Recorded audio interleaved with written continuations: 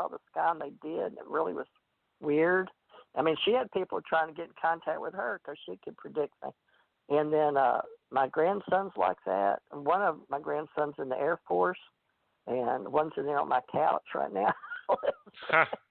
But Calvin, I didn't know how to do this with you, so I'm just learning to.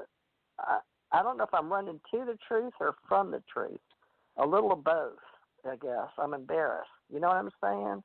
It don't make sense. Embarrassed. I mean, what? Well, aren't you a little bit? No. Or you just said I don't care no more? I just got to this. When this book come out, I throwed everything on the burner, and I agreed to go and do these conferences with for Philip and to promote this book. And the reason I promote the book is not much to sell the book for me, but I'm still looking for the truth. And I even got to go up and spend 3 days at Betty Hill's house with her before she died.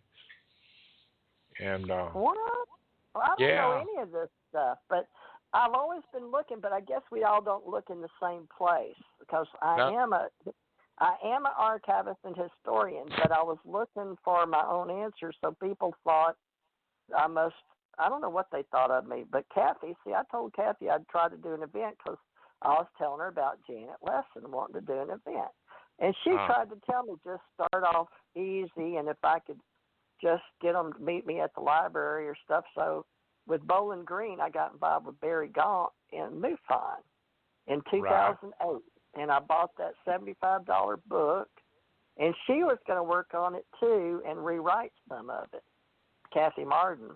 But she wound up later, 4 or 5 years, being on my radio show. So I don't know how all this is or why this is, but I think we're supposed to put it together is what it feels. Janet keeps telling me that. Amanda didn't show up tonight, but Mike died. And he's got a lot to do because Mike just died.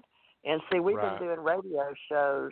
Mike Ringley got me started before I wouldn't start with him. He wanted me to do, he was a musician. I was a musician, and I was in BMI up in Kentucky. And he was in Lebanon, was it Corbin?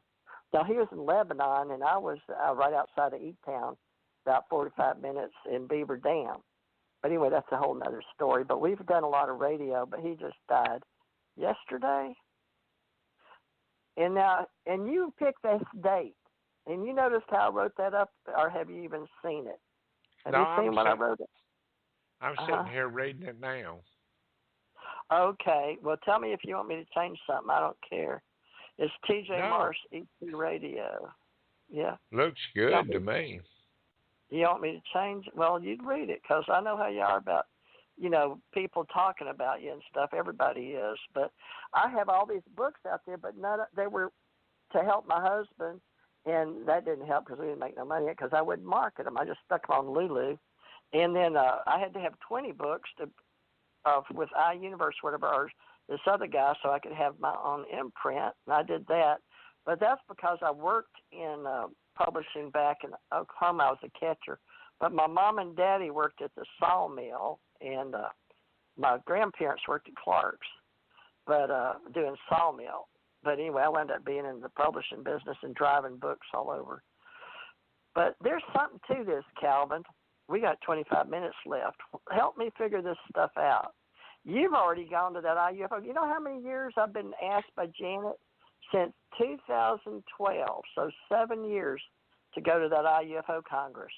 And she met the guy that, or was it Brown, Mr. Brown that started that. I used to keep up with all that, but they moved it. So you waited till they moved it from the Indian place out into a hotel. Where'd you go in Phoenix? Let's talk about that because you liked it. In Phoenix, they moved it in. What hotel? The Sheraton, downtown Sheraton. Yeah. And it was a nice place and had a great conference hall, and it was quiet. The only problem I had there was the difference in the food, and that we eat. And Oh, that's what Janet said. So yeah, did they have Mexican food or real Mexican food, or did they just have like oh, what they had the what they real stuff, and I don't really, I'm not a big eater, but yeah. what I like to eat, I kind of like. So, but I You do finally beans found, and taters? yeah, that's Beans what and I ate. taters. That's what And I when ate. Beans and taters. and then I found a Chick-fil-A off one of the college campuses up there, and I went and bought me a big bag of them, put them in the refrigerator in the room, and then when I'd want one or get hungry, I'd get the iron out of the closet, and I'd turn it on wide open and leave it in the foil and set it down on that, and Yeah, that toasted them pretty good. It made them real good. It heated it up and it got the bread toasty. that's a And good idea. Did they not have microwaves in your room? no, we didn't have no microwaves. Well, I remember wish when we they growing had. up, there wasn't no such thing as microwave. No, huh? You improvised. Use iron. We was well, lucky to have a wood stove or fireplace. well, my family in the 50s. Now, my grandma had a little. Well, she had a house. Now, living in Kentucky, believe it or not, I went backwards in time, and I went up there and got a cedar shingle uh, house, what they call a cedar cabin in the woods with a fireplace. And when we had a big old uh, snowstorm, ice storm, and they came looking for us 2 weeks later. And the Army came through trying to give us those MRE things. So I've got some smarts in the military, and I loved doing the Navy because it seemed like I was always training. But I think that was part of it too. My husband and I had got to go look for UFOs for Ronald Reagan. I think that's why they had me meet him, but it was the Men in Black. Do you have any Men in Black stories? I got some. Do you? Men in No, I Black don't. coming around you? I actually asked Dr. Heineken's son, Paul, if there was Men in Black. He said, yeah, it's definitely Men in Black. Yep, I had So, them all over. Even when that Kathy Martin thing, when Barry Gaunt was around the MUFON, and I joined and paid them my dues and got that book. They flew over Barry's house, and they flew over my house. But I had UFOs coming, and my neighbors said, you had a UFO over your house?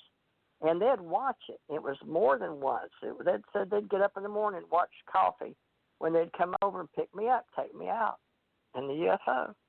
I just couldn't believe it. But, I did believe it because I knew it happened, so I'd say, nah, y'all just making that up. what, did But did they they were. ever pull up to you in a car or anything? Or The you ever Men in get to Black? see? Yeah. Yeah. The Men in Black? Oh, yeah, but see, I was one. I was in Oh, investigation intelligence. So remember, me and my husband I became investigator in school, and then I was a woman in black, but I've written a story about it. But when the Men in Black showed up in Hawaii, and when I used to do psychic readings, and Janet can tell you this, at the malls, but they'd show up and watch me because I had psychic abilities.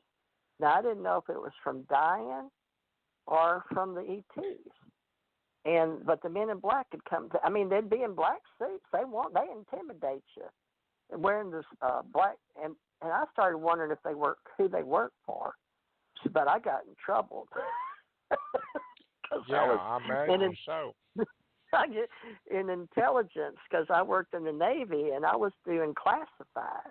And I was working for the government, Raytheon, and I couldn't remember nothing. I don't remember, but I was working for Spy Wars. And I found a letter from 1988 working for Becker and Raytheon while I was in the Navy. But it was gone. It was gone. So what does that mean?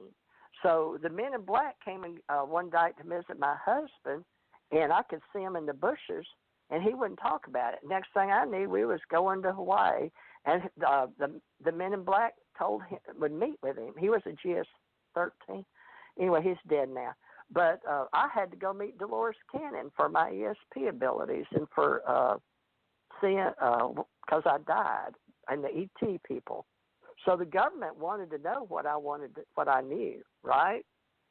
So they've always watched me, but I'm not paranoid or nothing. But they'll show up in black cars, and if you see them, it's because they want you to see them. You never heard that? Well, I've heard it, and I've always was curious, and maybe they might be watching me, Oh and I yeah, but just if they're didn't know watching it. you, you don't know it. Now they could always pick you up from satellites, right? So they don't Right. have to. But if that's what I'm saying, if they're around you, that's because they want you to know. Because when I did classified, that was, I mean, you know, if you take it and you put it in a folder, if it's written and stuff, a yellow or a red one, that's when you work with classified. But man, you and I should talk off air, son. Yeah, I like it. Well, We got some stuff we need to share. But so you didn't have no Men in Black all this time in your life. well, it's like you said. They don't. You won't see them, right? I'm not. As far as I know, I never felt uncomfortable around anybody that kind of matched that description or anything. So, who knows? Yeah. Well, They might. if they're doing their job, you don't know it because I had that practice. I went to San Antonio. I learned how to go in and change clothes and come out looking like somebody else, and so did my husband. I could be a man, and you'd never know it. And Oh, of course, really? I'm 5. Yeah, I'm 5'11". I weigh 230 right now. But those are spycraft stuff you learn. The government teaches it to you. San Antonio, Texas, sure did. And then I did it in Washington D.C., Langley area, and what is that? Tyson Corners. Yeah, they teach you how to do all that stuff. So I know Darn. spooks are real because I was one. Yeah. I went from being a law enforcement PI in Birmingham, Alabama, to working back for those attorneys, and with Reagan and Bush. And then I dated a Secret Service man. I dated FBI man.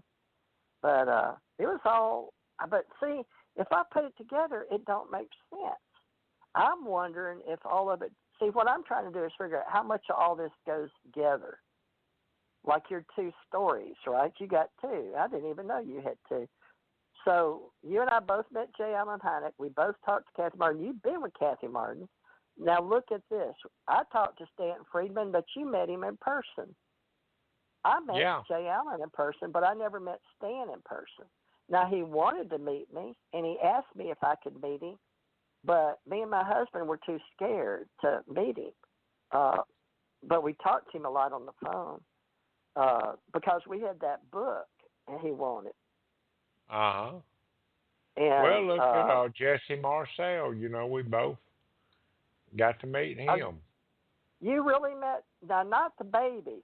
No, the old the man's daughter. the one I met. Me too. So we met the old man. Right. And what's that about? Did you tell Stanton Friedman you met the old man? No, because Stanton was before Jesse. I seen Stant before I did Jesse, and then I met Jesse, and I didn't see Stant no more, except for on TV. Yeah. Now Stanton. Now here these Men in Black were out there, and when they took me at midnight to meet Jesse Marcel. Now Jesse said, "You just missed." I guess it was Stanton. I don't understand this. There's something going on that we're a part of. Now, here's what I've surmised, is there's ET-CIA and there's military CIA. Or we'll say intelligence. Let's don't say, I won't say the alphabet soup, but I already did. I will say the National Intelligence Agency, because a lot of them don't know what the other one's doing. And they all fight over money and budget. Who's going to get the government money, right? But that's what's going on now. Yeah. So I think that different groups are behind trying to find out what we know and why us. But nobody more than us ourselves. But like you said, you sat on it. And I had to sit on it for years because I had to raise kids. So, and my kids were scared to death they'd come get them. So, people, unless you've lived in this scary stuff,